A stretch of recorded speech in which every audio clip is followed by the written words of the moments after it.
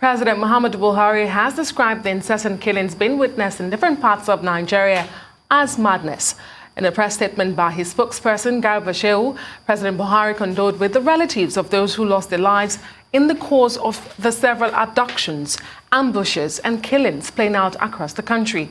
Well, for more on the state of affairs of Nigeria, political commentator and public affairs analyst Sotade Olayinka joins us now. Thank you so much for joining us on Newsday. Let me begin by asking you your reaction to the president's comments on the state of insecurity in Nigeria. Did that come to you as a surprise? Well, I don't know.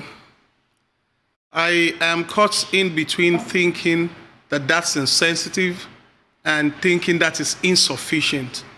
At a point in time like this, when issues have gotten haywire, when everything about security of citizens have gone completely south, one would expect that the president, for his honor, for the people of his nation, would at least elicit his people with his presence.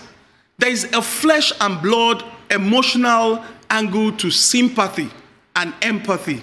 It is like the Yorubas will say, anything that has to do with defecation, you don't assign it to another human being because it's from your system. And an issue like this, concerning the lives of millions of Nigerians who voted you in, for whom you hold in trust the power you have, it is just expected that responsibly that you come out in flesh and blood. People also need to see the sympathy, the empathy in your face.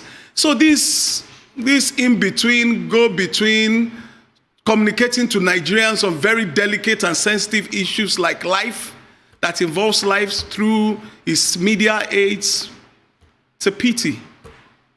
Okay. Well, Sotade, let's attempt to take the conversation forward, because a lot of us feel weighed down by the analysis of how bad things are. And perhaps we're looking at, like you said, to use your analogy, how do we own our own excrements? How do we own our own problems? What do you advocate as the way forward? Like I have said, we need to create a new set of leaders entirely. Because what is obviously lacking in this leadership is the political will, the capacity to put into action the grievances and the demands of the people. Anything that has to do with this crop of leaders sitting and coordinating the efforts for a restructured Nigeria, for a revamped Nigeria, to retooling or rejigging of Nigeria, the political will is totally lost. So what I recommend is that people should stand up right now and take their lives and their futures in their hands. And I'm basically talking now to young people and the elites, the lettered people. We should stop talking about nation building and start working about it. By now, I expect that all of us who are lettered, who have some form of knowledge, who have information about the way a country should be run as against the way it is run now, who have an understanding of the clear gaps and the inadequacies of this system, should go back to our different communities. Jeff Kennedy said all politics is local. No matter how sophisticated you are, you either belong to a local government by birth or you belong to a local government by domiciliary. By now, I expect young people, for crying out loud, the population says that we have over 60 to 65% of this population as young people. Let's translate these numbers to energy, literacy energy. Go back to your local government. All of us, identify the demographics in your local government, the leadership. Get like minds, lettered people like you, educated people like you. Begin to converse. Let's start community by community organizing. It's important at this point in time. And let us go beyond all those mundane man-created, leadership-created divides like religion, like ethnicity. They don't matter. Because if you look at the list of all those who have perpetrated fraud and have shed the loot of this country, it is a very serious, equitable, ethnic and religious balancing.